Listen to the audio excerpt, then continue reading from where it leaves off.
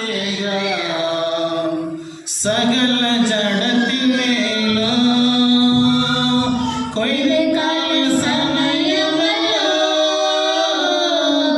ആത്മാവിൽ നിറയ്ക്കണമേ അന്ത്യകാലാഭിഷേകം സകല ജഡത്തിന്മേലും കൊയ്തുകാല സമയമല്ലോ ആത്മാവിൽ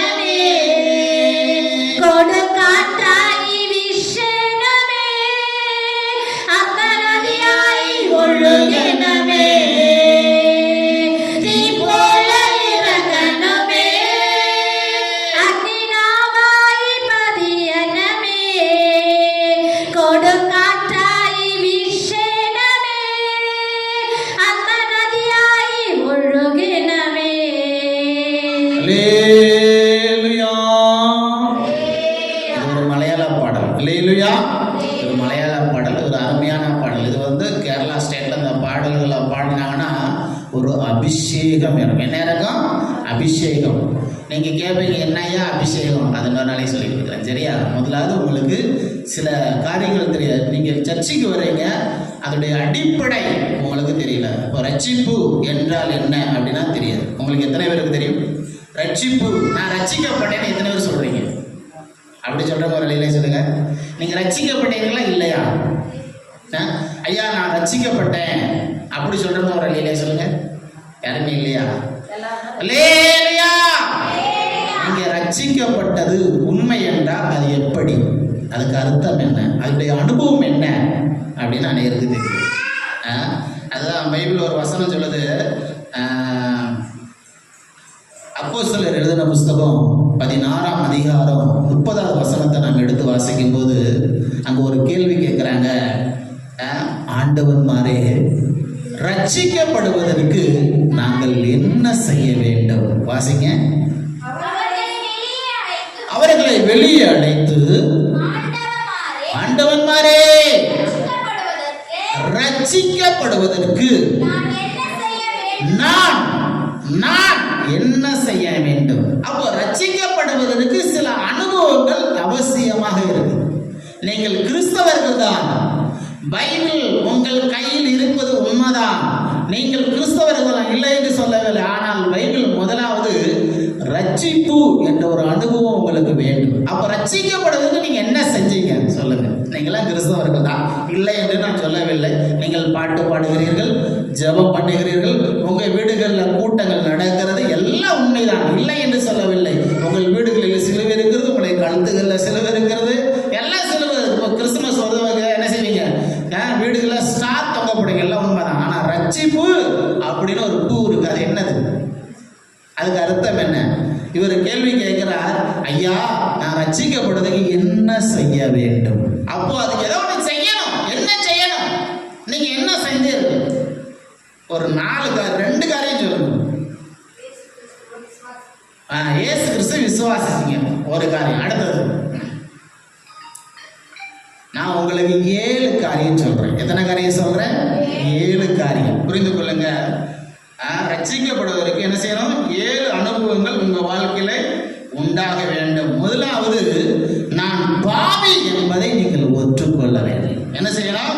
ஒவ்வொருவரும் சர்ச்சைக்கு வரக்கூடிய ஒவ்வொரு கிறிஸ்தவர்களும் நீங்கள் ரட்சிக்கப்பட வேண்டுமானால் முதலாவது நான் ஒரு பாவி, அதை நீங்க ஒத்துக்கொண்டாதான் உங்க வாழ்க்கையில மனம் மாற்றம் வரும். அந்த மனம் மாற்றம் வந்தா தான் நீங்க ரட்சிக்கப்பட்டீங்க என்று அர்த்தம். புரிந்து கொண்டீர்களா? அடுத்தபடியாக நீங்கள் மனம் திரும்ப வேண்டும். இப்போ மனம் திரும்ப வேண்டுமானால் நான் ஒரு அநியாயம், அக்கிரமம், அப்படியே கொடூரமான ஒரு மனிதனாக இருக்கிறேன். அப்போ இந்த கொடூரமான வாழ்க்கையை வாழக்கூடிய என்னுடைய மனது, என்னுடைய வாழ்க்கை அது அப்படியே திசை திரும்புகிறது. நான் இனிமேல் செய்ய மாட்டேன், தப்பு பண்ண மாட்டேன், பாவம் செய்ய மாட்டேன், அநியாயம் பண்ண மாட்டேன், அக்கிரமம் செய்ய மாட்டேன் அப்படின்னு என் மனசை மாத்திரம் பார்த்தீங்களா? என் மனசை மாத்திரம் பார்த்தீங்களா? அந்த அனுபவத்துக்கு தான் என்னது?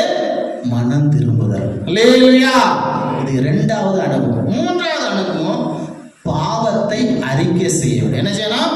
பாவத்தை அறிக்கை. நான் பாவிதான், எத்தனையோ அநியாயம் பண்ணியிருக்கேன், அக்கிரமம் பண்ணியிருக்கேன், ஆனா என்ன செய்யணும்? அறிக்கை செய்யறதுதான். பழைய காலத்துல ஆர்சி சபைகள் என்ன செய்வாங்க? ஃபாதர் கிட்ட போய் பாவ அறிக்கை பண்ணுவார்கள். என்ன செய்வாங்க? பாவ அறிக்கை. அப்போ ஒவ்வொரு மனிதனும் பாவ அறிக்கை செய்ய வேண்டும். அடுத்தபடியாக பாவத்தை அறிக்கை செய்தால் மட்டும் போதாது, அதை விட்டுவிட வேண்டும். என்ன செய்ய வேண்டும்? விட்டுவிட வேண்டும். நான் பாவம் தான், பொய் சொல்லுவேன், எடுத்த உடனே பொய் சொல்லுவேன். எது சொன்னாலும் நான் அப்படி ஒரு ஆள்கிட்ட கத்துக்கிட்டேன். எனக்கு தெரியாது பொய் சொல்லாத, பொய் சொன்னா நான் மாட்டிக்கிடுவேன். ஆனா ஒரு ஆள்கிட்ட நான் பேசி பழகும் போது கரெக்டா நம்புற மாதிரி பொய் சொல்றேன். அப்படியே நம்பித்தாகணும். அப்படி அழகா வாழ்க்கையில தப்பித்து கொள்ளக்கூடிய, பொய் சொல்லி ஏமாற்றி ஜீவிக்கக்கூடிய மனிதர்கள் இன்னும் இந்த உலகத்துல வாழ்ந்து கொண்டுதான் இருக்கிறார்கள். இல்லையா? அப்போ அது ஒரு பாவம் என்று பைபிள் சொல்லுகிறது. அந்த பாவத்தை விட்டு நீ என்னைக்கு விட்டு விடுகிறாயோ அதுக்கு பேர் தான் என்னது? உண்மையான ரட்சிப்பு. அல்லேலூயா. இப்போ நீங்க ரட்சிக்கப்படுறதுக்கு என்ன செய்யணும்? முதலாவது என்ன சொன்னேன்? நான் பாவி என்பதை நீங்கள் ஒற்றுக்கொள்ள வேண்டும். அப்போ இந்த பாவி என்பதை ஒத்துக்கொள்வதற்காக தான் என்ன செய்யறாங்க? அன்னைக்கு 40 நாள் என்ன செய்யறாங்க? வித்தியாசமான ஒரு ட்ரெஸ்ஸை போட்டு காலையில 4 மணிக்கு எழுப்பி குளிச்சு என்ன செய்யறாங்க? தன்னை சுத்தப்படுத்தி கொண்டு தீய பழக்க வழக்கங்களை செய்யாமல் என்ன செய்யறாங்க? நடந்தே போறாங்க. எதுக்கு போறாங்க? தன்னுடைய பாவங்களை கரைக்கும்படியாக பல கிலோமீட்டர் தூரம் போறாங்க. நீ பல கிலோமீட்டர் தூரம் போக வேண்டிய அவசியம் இல்லை. இருக்கிற இடத்துல இருந்து உன் மனசை மாத்தினாலே போதும், நீ ரட்சிக்கப்பட்டு பாவ மன்னிப்பை பெற்றுக் கொள்வாய். அதைத்தான் இந்த வேதகமும் உங்களுக்கு எடுத்து சொல்லுகிறது. அல்லேலூயா. அடுத்த ஒரு காரியம், 5வது காரியம், இருதயத்தில் விசுவாசிக்க வேண்டும். உதட்டல் அல்ல. நான் விசுவாசிக்கிறேன்னு உதட்டல சொல்லக்கூடாது, இருதயத்தில் சொல்லணும். அவங்களுக்கு பேர் தான் ரட்சிப்பு. அல்லேலூயா. அடுத்தபடியாக இயேசுதான் தெய்வம் என்று நீங்க ஏற்றுக்கொள்ள வேண்டும். என்ன செய்யணும்? ஏற்றுக்கொள்ள வேண்டும். இயேசுதான் தெய்வம் என்பதை நீங்கள் ஏற்றுக்கொள்ள வேண்டும். அடுத்தபடியாக 7வது காரியம், இயேசுவை விடாமல் பற்றிக்கொள்ள வேண்டும். என்ன செய்யணும்? இயேசுவை விடக்கூடாது. இப்படி 7 அனுபவங்கள் தான் ரட்சிக்கப்பட்ட ஒரு மனிதனுடைய அனுபவங்கள். இந்த அனுபவம் உங்களுக்கு இருக்கா? யோசித்து பாருங்க. அல்லேலூயா. நான் ஒண்ணு ஒரு சில வசனங்கள் சொல்லி உங்களுக்கு சுருக்கமா நான் பேசி முடிக்கிறேன். சரியா? முதலாவது, நான் பாவி என்பதை ஒற்றுக்கொள்ள வேண்டும். ஒத்துக்கொள்ளணும். அநியாயம் செஞ்சேன், அக்கிரமம் செய்வேன், உண்மையிலே நான் என்ன செய்தேன்? பாவிதான். ஆகினால தான் சில விடுதலை பெற்று வருவார்கள். எதுல? ஒழுக்கத்தின் அடிப்படையில் தண்டனை உரியவர்கள். இப்போ ஜெயிலுக்கு போயிட்டாங்கன்னா தண்டனை பெறுவர்கள் என்ன செய்வாங்க? ஒழுக்கமா இருக்கிறான், ஆகியனால இவன் உலகத்துல திரிந்து வாழுவான்னு சொல்லி அவனுடைய நல்ல எண்ணத்தையும் நல்ல நடக்கையின் பிரகாரம் அவனை என்ன செய்வாங்க? விடுதலை செய்வார்கள். அது விடுதலை செய்வார்கள். இது நம்ம இந்தியாவில் இருக்கு, பைபிளில் இருக்கு. அல்லேலூயா. கர்த்தருடைய நாமத்துக்கு மகிமை உண்டாகட்டும். அதனால தான் ரோமர் எழுதின புஸ்தகம் 3ஆம் அதிகாரத்துல 23வது வசனத்தை நாம் எடுத்து வாசிக்கும் போது, ரோமர் 3:23, எல்லாரும் பாவம் செய்து தெய்வத்துடைய மகிமையை இல்லாதவர்களாய் மாறிவிட்டார்கள். அப்போ தேவன் இந்த பூமியில மனிதனை படைக்கும் போது ஒரு மகிமையோட படைத்திருக்கிறார். எப்படி படைச்சிருக்கிறாரு? மகிமையோட படைச்சு. ஆனா மனிதன் பாவம் செய்தபடினால்தான் தெய்வீக மகிமை அவன் இழந்து விட்டான். இழந்துட்டான். ஏன்னா தேவன் வந்து மனிதனை படைக்கும் போது தன்னை போல படைத்தார். எப்படி படைத்தாரா? தன்னை போல. அப்ப தெய்வம் போய் சொல்லுமா? தெய்வம் அநியாயம் பண்ணுமா? தெய்வம் அக்கிரமம் செய்யுமா? தெய்வம் கொலை செய்யுமா? தெய்வம் ஒருவனை ஏமாற்றுமா? யோசித்து பாருங்க. ஒரு கத்தி கம்போட வந்து உன்னை மிரட்டுமா? அதுதான் தெய்வமா? சொல்லுங்க. நல்ல ஒரு கத்தி கம்பு அப்பளம், நான் சாமி அப்படின்னு சொல்லி உன்னை மிரட்டாத தெய்வமா? யோசித்து பாருங்க. அப்போ அது தெய்வீக தன்மையா? நானும் தான் உலகத்தில் இருக்க ஒரு மனிதனை என்ன செய்வாங்க? அப்படிப்பட்ட காரியங்களை செய்வாங்க. அப்போ அவங்கள போய் நீங்க சாமின்னு கும்பிடுவீங்களா? உங்க அண்ணன் தம்பி தான், சொந்தக்காரங்க தான், உங்கள்கிட்ட சண்டையில் என்ன செய்வாங்க? கோபத்தில் ஏதோ தூக்கிட்டு அடிக்க வராங்க, கத்தி கம்பு அருவாள். அப்போ அப்படியேப்பட்ட நீதான் சாமின்னு கும்பிடுவீங்களா? யோசித்து பாருங்க. அப்போ தெய்வம் ஒரு மனிதனை படைக்கும் போது தன்னை போல படைத்தார். எப்படி படைத்தார்? தன்னை போல. அப்ப தன்னை போல படைத்த ஒரு தெய்வம் எப்படி இருப்பார்? பொய் சொல்ல மாட்டார், ஏமாத்த மாட்டார், அநியாயம் செய்ய மாட்டார், அக்கிரமம் பண்ண மாட்டார். அதுக்காகத்தான் அந்த அனுபவத்துக்கு பேர் தான் தெய்வீக மகிமை. என்ன பேரு? தெய்வீக மகிமை. அப்போ இந்த மகிமையை ஒரு மனிதன் இழந்தபடினால்தான் அவனுக்கு என்ன தேவை? பாவ மன்னிப்பு தேவை. அவனுக்கு என்ன தேவை?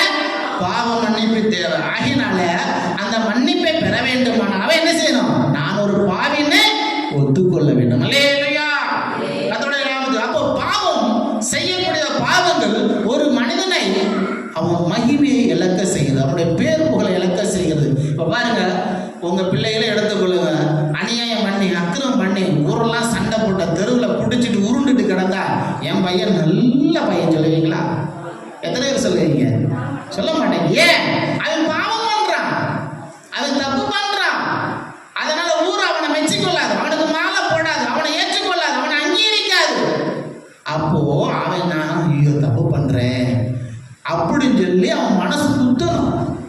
அப்படி குத்தப்பட்ட ஒரு அனுபவத்துக்கு பிறகு என்னது? ரட்சிப்பு. இந்த அனுபவம் எனக்குள்ள இருந்தா தான் அதுல இருந்து என்ன செய்ய வேண்டும்? விடுதலை பெற முடியும். அல்லேலூயா. தெய்வத்தின் நாமத்துக்கு மகிமை உண்டாகட்டும். அடுத்தபடியாக 1 தீமோத்தேயு எழுதின புத்தகம் 1ஆம் அதிகாரம் 15வது வசனத்தை நாம் எடுத்து வாசிக்கும் போது 1 தீமோத்தேயு 1:15 நாம் எடுத்து வாசிக்கும் போது பாவிகளை ரட்சிக்க கிறிஸ்து இயேசு இந்த உலகத்தில் வந்தார் என்றக்கூடிய வார்த்தை உண்மையும் எல்லா அங்கீகரிப்புக்கு பாத்திரமானது. அவர்களின் பிரதான பாவி நான் என்று சொல்லி பரிசுத்த பவுல் இதை சொல்லுகிறார். அப்போ பாவிகளை ரட்சிக்கும்படியாகத்தான் யார் வந்தது? இயேசு கிறிஸ்து வந்தார். இயேசு வந்தது மதத்தை சொல்லுவதற்காக வரவில்லை. அவர் எதுக்காக வந்தார்? ஒரு மனிதன் பாவத்திலிருந்து விடுதலை பெறுவதற்காக, அநியாயத்திலிருந்து விடுதலை பெறுவதற்காக, அக்கிரமத்திலிருந்து விடுதலை பெறுவதற்காக தான் இயேசு இந்த பூமிக்கு வந்தார். அல்லேலூயா. அவர் மதத்தை போதிக்கவில்லை. அவர் வேற எதையும் சொல்லலை. என்ன போல இருங்கப்பா, என்ன சொன்னாரு? என்ன போல இருங்க, என் கூட இருங்க, என்ன போல இருங்க தான் இயேசு. அப்போ அதுக்காகத்தான் அவர் என்ன செஞ்சார்? இந்த பூமியில வந்தார். அதனாலதான் காலகாலமா இந்த பைபிளை வைத்து அநேக கிறிஸ்துவ ஆலயங்கள்ல இயேசுவை பற்றி போதித்துக் கொண்டு இருக்கிறார்கள். அல்லேலூயா. கர்த்தருடைய நாமத்துக்கு மகிமை உண்டாகட்டும். பாருங்க, இப்போ ஒரு 80 வருஷத்துக்கு முன்னாடி 80 வருஷத்துக்கு முன்னாடி யார் ஆளுகை செய்தா? வெள்ளைக்காரங்க இந்தியாவை ஆளுகை செய்து கொண்டிருந்தாங்க. யார் ஆளுகை செய்து கொண்டிருந்தாங்க? வெள்ளைக்காரங்க. பிரிட்டிஷ் கவர்மெண்ட் இருந்துச்சு. அதுக்கப்புறம் தான் நம்ம விடுதலை பெற்று சுதந்திரம் பெற்று என்ன செஞ்சோம்? இப்போ இந்திய அரசாங்கம் நம்ம நடத்திக்கணும். அப்போ இதுக்கு ஒரு சட்டங்கள் இருக்கு. அப்போ அந்த காலத்துல அவங்க ஒரு சட்டம் வச்சாங்க. அப்போ அதுக்கு முன்னாடி யார் ஆளுகை செய்து கொண்டிருந்தா? யார் ஆளுகை செய்து கொண்டிருந்தாங்க? சேர சோழ பாண்டிய மன்னர்கள். தமிழ்நாட்டில் ஆளுகை செய்த யாரு? சேரன். கேள்விப்பட்டிருக்கீங்களா? அதெல்லாம் நீங்க படிச்சிருப்பீங்க, அப்படித்தானே? அப்போ இவர்கள் மன்னர்களாக இருந்தார். இந்த மன்னர் ஆட்சிக்கு அப்புறம் தான் கவர்மெண்ட், இந்திய அரசாங்கம் தோற்றுவிக்கும்.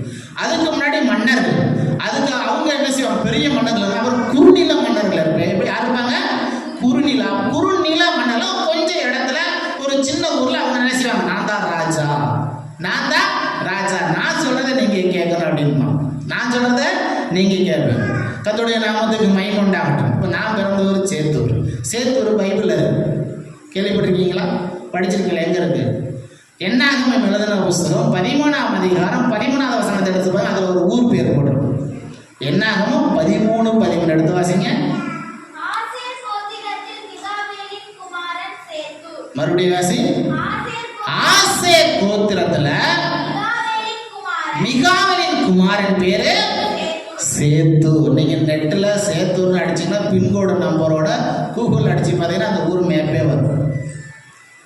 புரிஞ்சுக்கிட்டீங்களா? நான் பிறந்த ஊர் பைபிள்ல இருக்கு. கர்த்தருடைய நாமத்துக்கு மகிமை உண்டாகட்டும். அந்த ஊர் தான் என்னுடைய பின்கோடே, அதுதான் நான் பிறந்த ஒரு பின்கோடே, அதுதான் சேத்தூர் அப்படின்னு நெட்ல அடிச்சு பாருங்க தெரியும். சரி, கர்த்தருடைய நாமத்துக்கு மகிமை உண்டாகட்டும். அப்போ அந்த ஊர்ல இந்த மன்னர்களுக்கு அடுத்தாப்புல ஒரு ராஜ வம்சங்கள் இருப்பாங்க. அவங்க தான் என்ன செய்யறாங்க? சில ஏரியாக்களை அந்த சின்ன ஊரை என்ன செய்யறாங்க? ஆளுகை செய்யறாங்க. இது எதுக்கு சொல்றேன் அப்படின்னா, அங்க ஒரு குறியில நில மன்னர்கள் அவங்க அந்த ஊரை ஆளுகை செய்து கொண்டு இருந்தாங்க. கர்த்தருடைய நாமத்துக்கு மகிமை உண்டாகட்டும். இப்போ இப்படித்தான் இந்த ஆளுகை, அவங்களுக்கு ஒரு சட்டம், அவங்களுக்கு ஒரு கொள்கையை வைத்திருந்தார். அப்போ முழு உலகத்துக்கும் இப்படித்தான் வாழணும் அப்படின்னு சொல்லி ஒரு கொள்கையை கொண்டு வந்தது யாரு? இயேசு. யார் கொண்டு வந்தது? இயேசு. அல்லேலூயா. கர்த்தருடைய நாமத்துக்கு மகிமை உண்டாகட்டும். அவர் சொன்னது ஒரு பாவி ரட்சிக்கப்பட வேண்டும். ஒரு பாவி ரட்சிக்கப்பட மனசை மாற்றணும். எப்படி மாத்துவீங்க? இப்ப நான் ஒரு பாவிய மனசை மாத்தணும்னா, நான் அநியாயம் பண்ணிட்டு இப்போ அக்கிரம் பண்ணிட்டு நான் உங்களுக்கு சொன்னேன்னா யாரும் கேட்பீங்களா? சொல்லுங்க, கேட்க மாட்டேங்க. ஐயோ, இவரே பயங்கர அநியாயம் பண்றாரு, இவர் என்னையா பெருசா சொல்றாரு அப்படின்னா, அப்படித்தானே? அப்போ அதை உலகம் ஏற்றுக்கொள்ளாது. அதுபோலத்தான் இயேசு தன்னை ஒரு சுத்தவனாக மாற்றி இந்த பூமியில் ஜீவித்தபடியினால்தான், ஒரு நல்ல மனிதனாக மாற்றி இந்த பூமியில் ஜீவித்தபடியினால்தான் எல்லாரும் இயேசுவை ஏற்றுக்கொண்டார்கள். அல்லேலூயா. கர்த்தருடைய நாமத்துக்கு மகிமை உண்டாகட்டும். இதைத்தான் லூக்கா எழுதின புத்தகம் 18ஆம் அதிகாரம் 13வது வசனத்துல வாசிக்கும் போது, வாசிங்க. லூக்கா 18:13. ஆயக்காரன் தூரத்தில் நின்று தன் கண்களையும் வானத்துக்கு ஏறெடுக்க துணியாமல் தன் மார்பிலை அடித்துக் கொண்டான். அதுக்கு பேர் தான் தன் குற்றவாளி என்பதை உணரக்கூடிய ஒரு அனுபவம். புரிஞ்சுக்கிட்டீங்களா? அவன் என்ன செஞ்சா? தன் மார்பில் அடிச்சான். வாசிங்க. தேவனே, பாவியாகி என் மேல் கிருபையாயிரு. அப்போ தான் ஒரு பாவி என்பதை ஒத்துக்கொண்டான். எந்த இடத்துல? சர்ச்சில். வாசிங்க. அதே அதிகாரம் 18ஆம் அதிகாரம் 10வது வசனத்திலிருந்து வாசிக்கும் போது 2 பேர் ஜெபிக்க போனாங்க. எத்தனை பேரு? 2 பேர் ஜெபிக்க. ஒருத்தன் பேரு பரிசேயன், ஒருத்தன் பேரு ஆயக்காரன். வாசி. 2 மனுஷன் ஜெபிக்க போனாங்க, சர்ச்சுக்கு போனாங்க. ஒருத்தன் பேரு பரிசேயன். யாரை பார்த்தாலும் கேலி பண்ணி கிண்டல் பண்ணிக்கிட்டு இருப்பான். அவனுக்கு பேரு பரிசேயன். மற்றவன் ஆயக்காரன். ஆயக்காரன் வரி வசூல் பண்ணான். அவன் இன்கம் டேக்ஸ். அந்த காலத்திலேயே இயேசு கிறிஸ்து காலத்திலேயே என்ன செஞ்சாங்க? டேக்ஸ் இருந்திருக்கு. அவன் தான் வரி வசூல் பண்ணுகிறவன். இன்னைக்கு நம்ம இந்திய கவர்மெண்ட்டுக்கு டேக்ஸ் கட்டுறது போல இந்த சட்டத்திட்டங்கள் வர காரணம் என்ன? பைபிள், பேசிக் பைபிள் தான். எத்தனையோ நூற்றாண்டுகளுக்கு முன்பதாக ஆயக்காரர் வரி வசூல் பண்ணக்கூடிய ஒரு சமுதாயத்தில் இருந்தார்கள். அவர்கள் அரசாங்கத்தில் இருந்தாங்க. மன்னராட்சியா இருந்தாலும் இயேசு கிறிஸ்து வாழ்ந்த நாட்கள்ல இன்கம் டேக்ஸ் வரி வசூல் பண்ணக்கூடிய அதிகாரிகள் இருந்தார்கள். அவர்களுக்கு பேர் என்ன பேரு? ஆயக்காரன். அல்லேலூயா. சரி, அடுத்த வாசிங்க.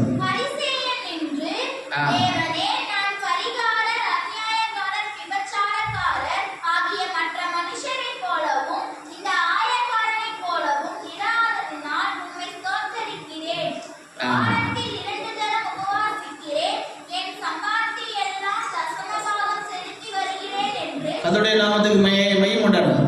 சகை ஒரு ஆயக்காரன். அவர் வரி வசூல் பண்ணுகிறவராக என்ன செய்யறாரு? வரி வசூல் பண்ணுகிறவராக இருந்தார். அதே போலதான் ஆயக்காரன் வந்து சர்ச்சில் என்ன செய்யறான்? மார்பில் அடிச்சு செபிக்கிறான். ஐயோ ஆண்டவரே, என் பாவத்தை மன்னி. ஆனா பரிசேயன் என்ன சொல்றான்? அவனை போல நான் இல்லை. நான் உபவாசம் பண்ணுவேன், சர்ச்சுக்கு பெயிண்ட் அடிக்க காசு கொடுப்பேன், பாய் வாங்க காசு கொடுப்பேன், டேபிள் வாங்க காசு கொடுப்பேன், சேர் வாங்க காசு கொடுப்பேன் அப்படின்னு சொல்லி பெருமையா அவன் பேசிக்கிட்டு இருக்கிறான். கர்த்தருடைய நாமத்துக்கு மகிமை உண்டாகட்டும். வாரத்துக்கு 2 முறை என்ன செய்வேன்? உபவாசம் எடுப்பேன், என் சம்பளத்தையெல்லாம் தசமபாகம் கொடுப்பேன் அப்படின்னு சொல்லி தனக்குள்ள சொல்லிக் கொள்ளுகிறான். அல்லேலூயா. ஆனா ஆயக்காரன் என்ன செஞ்சான்? மார்பில் அடிச்சு நின்றான். அப்போ தேவன் அவனை பார்த்து என்ன சொல்லுகிறார்? 14வது வசனத்தை வாசிங்க. அவனல்ல, இவனே நீதிமானாக்கப்பட்டவன். யாரு? ஆயக்காரன். அப்போ தன்னுடைய குற்றத்தை இவன் உணர்ந்தபடினால இவன் என்ன செய்தான்? நீதிமானாக்கப்பட்ட. அப்போ சர்ச்சுக்கு வர முதல் நோக்கம் தன்னுடைய குற்றத்தை உணர்ந்து கொள்ளக்கூடிய எண்ணங்கள், சிந்தனைகள் யாருக்கு இருக்குதோ அவங்க தான் யாரு? ரட்சிக்கப்பட்டவங்க. அவங்க தான் யாரு? இது முதல் படி, முதல் அனுபவம். இல்லையா? அப்ப 2வது அனுபவம் எப்படி? நான் ஒத்துக்கிட்டேன், உண்மைதான். ஆனா அடுத்து நான் என்ன செய்யணும்? என் மனசை மாத்தணும். என் மனசை மாத்தணும். அதுக்கு பேர் தான் மனம் திரும்புதல். அதுக்கு பேர் தான் என்னது? மனம் திரும்புதல். லூக்கா எழுதின புஸ்தகம் 13ஆம் அதிகாரம் 5வது வசனத்தை வாசிக்கும் போது,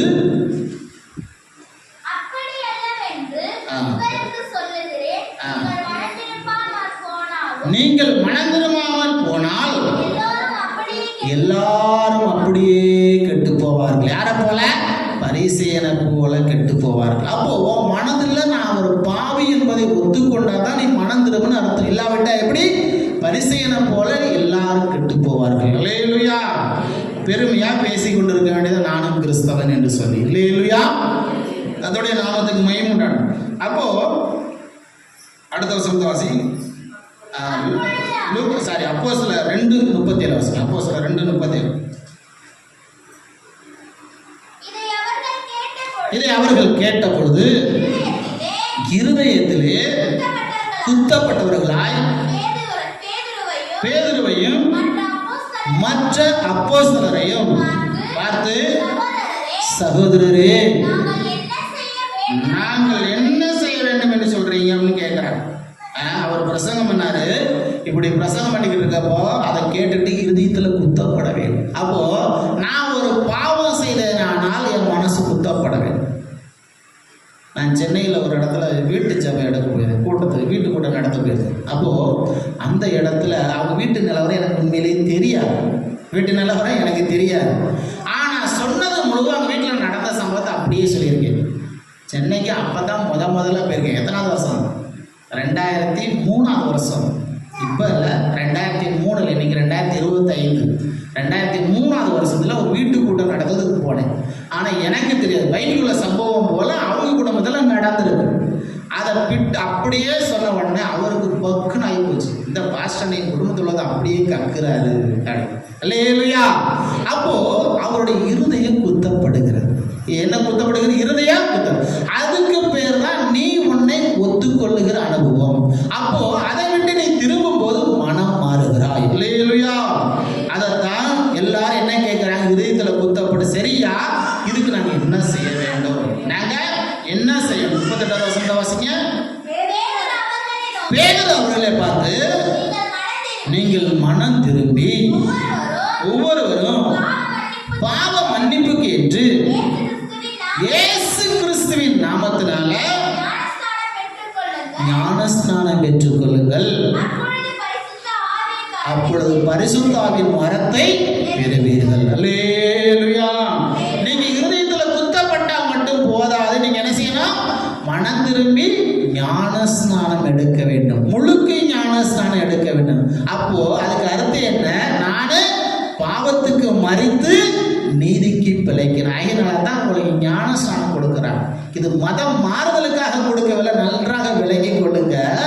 ஞானஸ்நானம் என்பது ஒரு மனிதன் பாவம் செய்த ஒரு மனிதனை, நான் இனிமேல் பாவம் செய்ய மாட்டேன், பாவத்துக்கு மறிக்கிறேன் என்றுதான் அவங்க என்ன செய்யறாங்க? உங்களை தண்ணிக்குள்ள முக்குறாங்க.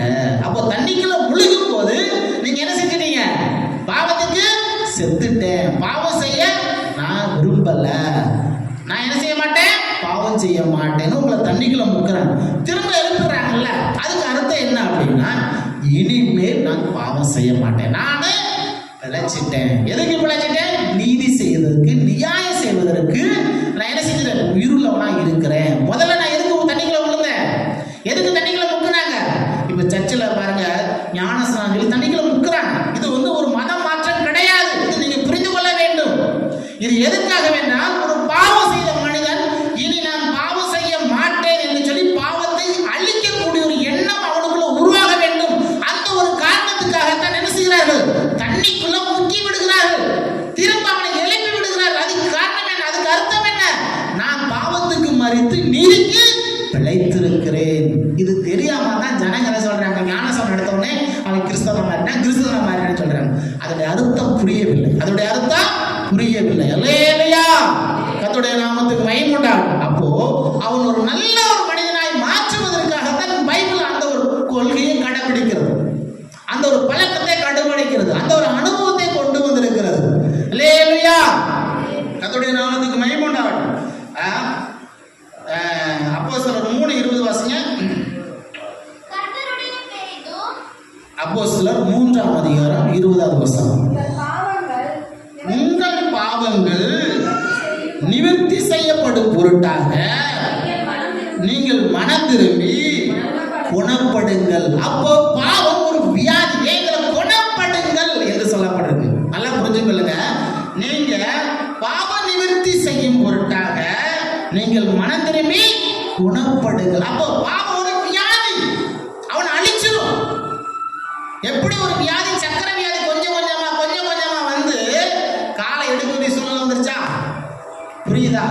சக்கரை வியாதி வந்து என்ன செய்யும்? கால் கை கொஞ்சம் கொஞ்சமா என்ன செய்வாங்க? கட் பண்ணி எடுத்துருவாங்க. கொடூரமான ஒரு வியாதி, ஸ்லோ பாய்சன். அது போலதான் ஒரு பாவம் கொஞ்சம் கொஞ்சமா அவனை அழிச்சிடும். அப்போ அதுல இருந்து திரும்பத்தான் பைபிள் சொல்லுகிறது. இயேசுநாதர் அதை தான் சொல்றார், நான் சொல்லல. இதைத்தான் காலகாலமா கிறிஸ்தவர்கள் போதித்துக் கொண்டிருக்கிறார்கள். அல்லேலூயா. கர்த்தருடைய நாமத்துக்கு மகிமை உண்டாகட்டும். அப்போ பாவமாகிய ஒரு வியாதி, சின்ன வயசுல என்ன செய்வான்? தெரியாம சிகரெட் பிடிப்பான், தெரியாம தண்ணி அடிப்பான். அப்போ 4 பேர் பார்த்ததுக்கு அப்புறம் என்ன செய்வான்? நீ யாரு என்ன கேட்குது அப்படிமா. அப்போ அவன் குடிச்சு என்ன செய்வான்? கல்யாணம் கட்டும், பிள்ளைகளை பார்ப்பான். அப்புறம் என்ன செய்வான்? சின்ன வயசுல செத்து போயிடும். சின்ன வயசுலயே செத்து. இதுதான் உலகத்துல நடக்கிறது. கர்த்தருடைய நாமத்துக்கு மகிமை உண்டாகட்டும். அப்போ அந்த பாவங்கள் உங்களை அழித்து விடாதபடிதான் அதுல இருந்து என்ன செய்யுங்க? விடுதலை பெறுங்க. அதுல இருந்து விடுதலை பெறுங்க. அல்லேலூயா. அதைத்தான் அப்போஸ்தலர் 17ஆம் அதிகாரம் 30வது வசனத்துல வாசிக்கும் போது, அப்போஸ்தலர் 17:30, அறியாமை உள்ள காலங்களை தேவன் காணாதவர் போல இருந்தார். இப்பொழுது மனம் திரும்ப வேண்டும் என்று எங்கும் உள்ள மனுஷனுக்கு தேவன் கட்டளை கொடுத்தார். ஒரு கட்டளை. கட்டளைனா கண்டிஷனா. இப்போ பாருங்க, ரோட்ல லெஃப்ட் சைடு தான் போகணும், ஒரு ரூல்ஸ் இருக்கு. ரைட் சைடில் போனா லெஃப்ட் சைடு போகணும். Left side. அப்போ நீங்க ரைட் சைடு போனா ஆப்போசிட்டுக்கு வண்டிக்கார என்ன செய்வாங்க? அப்போ அது ஒரு கட்டளை, அது ஒரு பிரமாணம், அது ரூல்ஸ் அண்ட் ரெகுலேஷன். அதை நீங்க ஃபாலோ பண்ணி தான் ஆக வேண்டும். இது போலதான் இந்த பூமியில நல்லவர்களா நீங்க வாழ வேண்டும். உங்க மனசை மாத்துங்க அப்படின்னு சொல்லி கடவுள் ஒரு கண்டிஷன் போட்டிருக்கிறார். அல்லேலூயா.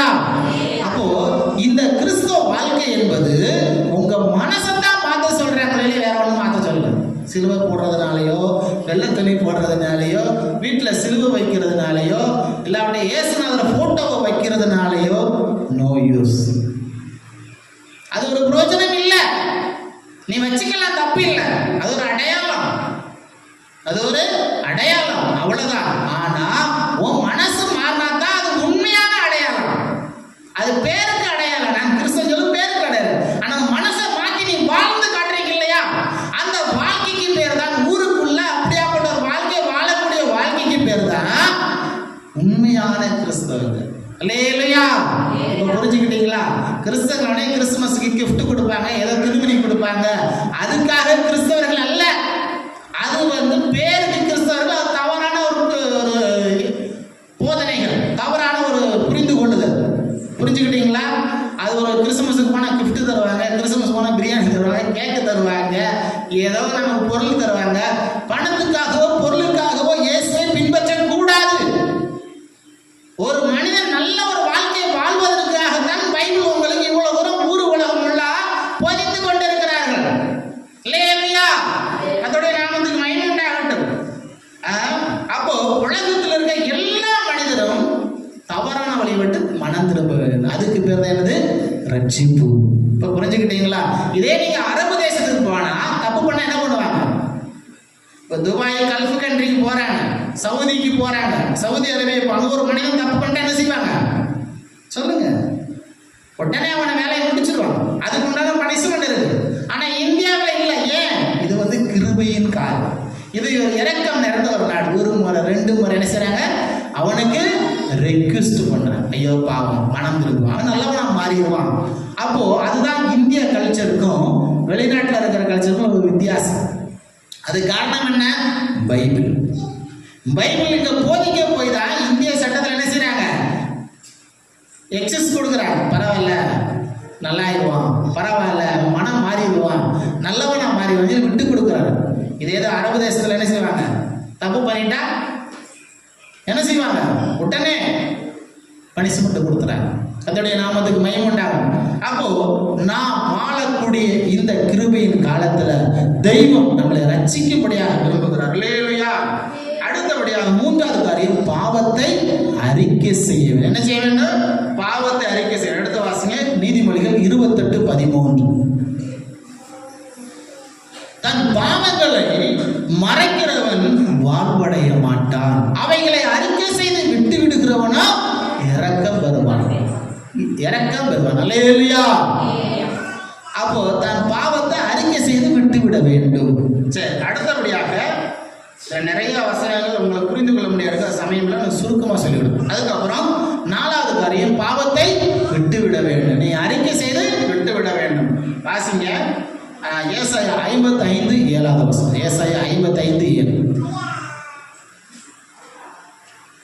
துன்மார்க்கன் தன் வழியையும் அக்கிரமக்காரன் தன் நினைவுகளையும் விட்டு கர்த்தரிடத்தில் திரும்ப கடவன், அவர் அவன் மேல் மனதுருகுவார். நம்முடைய தேவனிடத்துக்கு திரும்ப கடவன், அவர் மன்னிக்கிறதற்கு தயை பெருத்தவருக்கு. அப்போ நீங்க மன்னிப்பை பெற்றுக்கொள்ள வேண்டும். அதுதான் தேவனிடத்துல சேரக்கூடிய ஒரு அனுபவம். அதை என்ன அனுபவம்?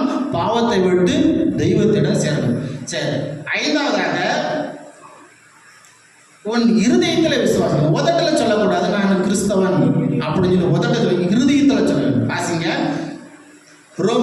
10ஆம் அதிகாரம் 9வது வசனம். ரோமர் 10:9. என்னவென்றால் கர்த்தராகிய இயேசுவை நீ உன் வாயினாலே அறிக்கையிட்டு தேவன் அவரை மரித்தோரிலிருந்து எழுப்பினார் என்று உன் இருதயத்திலே விசுவாசித்தால் அப்பதான் நீ ரட்சிக்கப்படும். அப்போ நீ என்ன செஞ்சுட்ட? நான் பாவத்துக்கு செத்துட்டேன். பாவத்துக்கு இப்ப சிலுவையில இயேசு அடிச்சுட்டாங்கன்னு வச்சுங்களேன். இப்போ உங்களையும் சிலுவையில் அடிச்சுட்டாங்க. இப்போ இயேசு சிலுவையில் அடிச்சிருக்கும். இயேசுவை பார்த்து ஒருத்தன் ஈட்டில குத்துறான், ஒருத்தன் காரி துப்புறான், ஒருத்தன் கெட்ட வார்த்தை போட்டு பேசுறான். இயேசு திரும்ப போய் அடிக்க முடியுமா? சொல்லுங்க. அதுக்கு பேர் தான் நீங்க சிலுவையில் இருக்கிற அனுபவம். இயேசு போல நீங்க சிலுவையில் அடிக்கப்படும். அப்போ ஒருத்தன் தப்பு பண்ண திரும்ப அடிக்க முடியாது. இல்லையா? ஒருத்தன் கோவப்பட்டா திரும்ப கோவப்பட முடியாது. என்னதான் கோவப்படலாம் அடிக்க முடியாது, ஒண்ணும் பண்ண முடியாது. இல்லையா? அப்போ அதுக்கு பேர் தான் வாயில அறிக்கை பண்ணி இருதயத்துல விசுவாசிக்க வேண்டும். கர்த்தருடைய நாமத்தில் அடுத்த வருஷம் வாசிங்க. நீதி உண்டாக இருதயத்திலே விசுவாசிக்கப்படும், ரட்சிப்பு உண்டாக வாயினாலே அறிக்கப்படும். அப்ப ரட்சிப்பு நீங்க என்ன செய்யணும்? வாயில அறிக்கப்படும். நான் கிறிஸ்தவன், நான் தப்பு பண்ண மாட்டேன், நான் அநியாயம் பண்ண, நீங்க அறிக்கை பண்ணணும். அதுக்கு பேர் தான் உண்மையான கிறிஸ்தவர். அல்லேலூயா. கர்த்தருடைய நாமத்துக்கு மகிமை உண்டாகட்டும். விசுவாசமானது நம்பப்படுகிற உறுதியும் காணப்படாதவர்களின் நிச்சயமா இருக்கிறது. அல்லேலூயா. சரி, அடுத்து ஒரே ஒரு வசனம், 2 வசனம் வாசித்து முடிச்சிடறேன். அடுத்தபடி இயேசுவை ஏற்றுக்கொள்ள. என்ன சொன்னா? இயேசுவை ஏற்றுக்கொள்ள. யோவான் 1ஆம் அதிகாரம் 11வது வசனத்துல வாசிக்கும் போது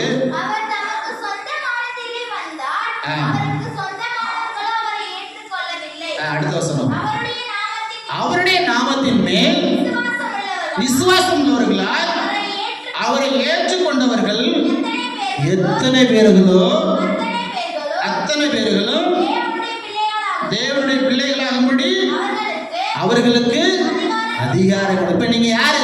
ரட்சிக்கப்பட்டது நீங்க யாரு? தேவனுடைய பிள்ளைகள். நீங்க யாரு? தேவனுடைய பிள்ளைகளா இருக்கிறீங்க. அல்லேலூயா. நீங்க பிள்ளைகளா ஆனதுக்கு அப்புறம் என்ன செய்யக்கூடாது? விடக்கூடாது. குரங்கு என்ன செய்யும்? தான் குட்டி பிடிக்குமா? குரங்கு பிடிக்குமா? குரங்கு வயிற்றுல ஒரு குட்டி இருக்கு, வெளியில தான் இருக்கு. அது பிறந்ததுக்கு அப்புறம் தாய் வயிற்றை பிடிச்சிக்கிறது. தாய் பிடிச்சிக்கிறோமா? குரங்கு தாயை பிடிச்சிக்கிறோமா? குட்டி தான் என்ன செய்யும்? தாயை பிடிச்சிக்கிறோம். தாய் பிடிக்காது.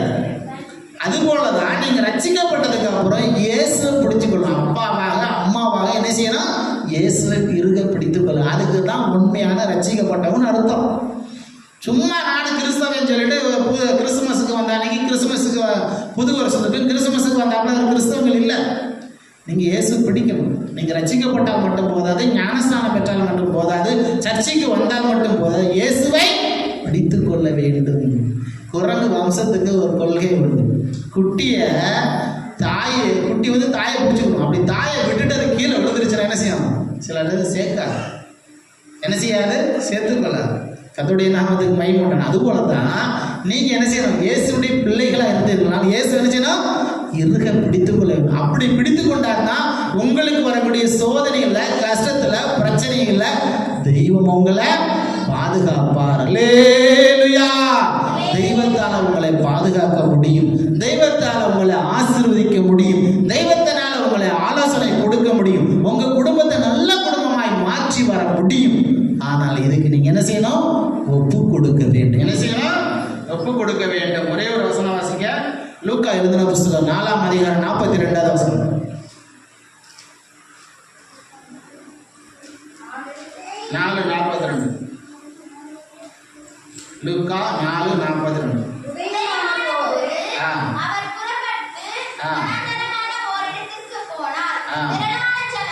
திரளான ஜனங்கள் அவரை தேடி அவரிடத்துல வந்து தங்களை விட்டு போகாதபடிக்கு அவரை நிறுத்திக் கொண்டார்கள். நீங்களும் இயேசு உங்க வாழ்க்கையில, உங்க குடும்பத்துல நிறுத்திக் கொள்ள வேண்டும். அல்லேலூயா. இதுதான் ரட்சிப்புக்கு உண்டான 7 அனுபவங்கள். இப்படி அனுபவங்கள் கூட நீங்க போனாதான் உண்மையிலே ரட்சிக்கப்பட்டீங்கன்னு அர்த்தம். உண்மையான கிறிஸ்தவர்கள் என்று அர்த்தம்.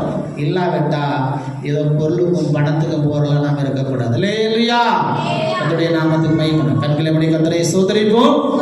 ஸ்தோத்திரம் ஸ்தோத்திரம் ஸ்தோத்திரம். பிதா குமாரன் வசனத்துக்காக ஸ்தோத்திரிப்போம்.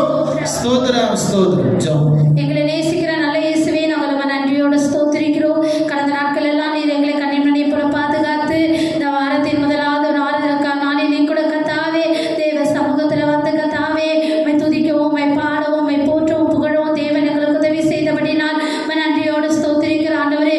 நாங்கள் வந்த நேரம் முதல் கூட கத்தாண்டீர் எங்களோடு கூட இடைப்பட்டு கொண்டு இருந்தபடினால் உமக்கு ஸ்தோத்திரம் ஆண்டவரே. ஸ்தோத்திரிக்கிற ராஜா, எல்லா பகுதிகளையும் தேவன் ஆசீர்வதித்தபடினால் உம்மை நன்றியோடு ஸ்தோத்திரிக்கிறோம். வந்ததான ஒவ்வொருவரையும் உடைய கரத்தில் ஒப்புக் கொடுக்கிறோம். பேர் பேராய் தேவன் ஆசீர்வதிக்கிறவை வியாதிகள், பலவீனங்கள், கஷ்டங்கள் கத்தாவே ஸ்தோத்திரம், கடன் பிரச்சனைகள் எல்லாவற்றிலிருந்து கத்தாவே உடைய பிள்ளைகளை விடுதலையாக்கும்படியாய் வேண்டிக் கொள்கிற ஆண்டவரே.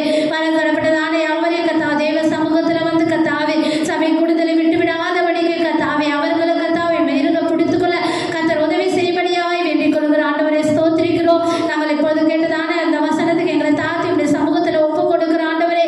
ஆண்டவரே ஸ்தோத்திரம், ரட்சிக்கப்படுவதற்கு கத்தாவே நாங்கள் என்ன செய்ய வேண்டும் என்பது கத்தாவே எங்களுக்கு திட்டவட்டமாய் ஆண்டவரே நீர் எங்களுக்கு வெளிப்படுத்தி தந்தபடினாலும் நன்றியோடு ஸ்தோத்திரிக்கிறோம். ரட்சிக்கப்பட்டவர்கள் இயேசுக்குள்ளே எப்படி இருக்க வேண்டும், இயேசுவை எப்படி பிடித்துக் கொள்ள வேண்டும் என்பது கத்தாவே விவரமாய் கத்தாவே நாங்கள் புரிந்து கொள்ளக்கூடிய அளவுக்கு கத்தாவே எங்களுக்கு விவரித்தபடினாலும் நன்றியோடு ஸ்தோத்திரிக்கிறோம். ரட்சிக்கப்பட்ட ஞானஸ்தானை எடுத்து பாவ மன்னிப்பின் அறிக்கையை பெற்று கத்தாவே பரிசுத்தாவின் அபிஷேகத்தை பெற்றுக்கொள்ளக்கூடியவர்களாய் கத்தர் எங்களை மாற்றும் கத்தாவே. நாங்கள் ஆதாயத்துக்காக இயேசுவை தேடாதபடிக்கு இயேசுவை சொந்த ரட்சகராய் இயேசுவை மாத்திரம் பிடித்துக் கொண்டு கத்தாவே இந்த ஓட்டத்தில் ஓடி முடிக்க கத்தர் எங்களுக்கு உதவி செய்யும்படியாய் வேண்டிக் கொள்கிறோம். ஆண்டவரே உடைய கரத்தில் எங்களை தாழ்த்தி ஒப்புக் கொடுக்கிறோம். இந்த வாரம் நடக்கிறதான கூட்டங்கள் ஜபங்கள் எல்லாவற்றையும் கத்தர் பொறுப்பிடும். பெரிய காரியத்தை செய்யும் நீர் நாமத்தை மையப்படுத்தும். நீர் வரும்போது உம்மை சந்திக்க ஆயத்தப்படுத்தும். எல்லா துதி கனமை மேல உமக்கே செலுத்துகிறோம். இயேசுவின் நாமத்தில் வேண்டிக் கொள்கிறோம் எங்கள் ஜீவனுள்ள நல்ல பிதாவே. ஆமென்.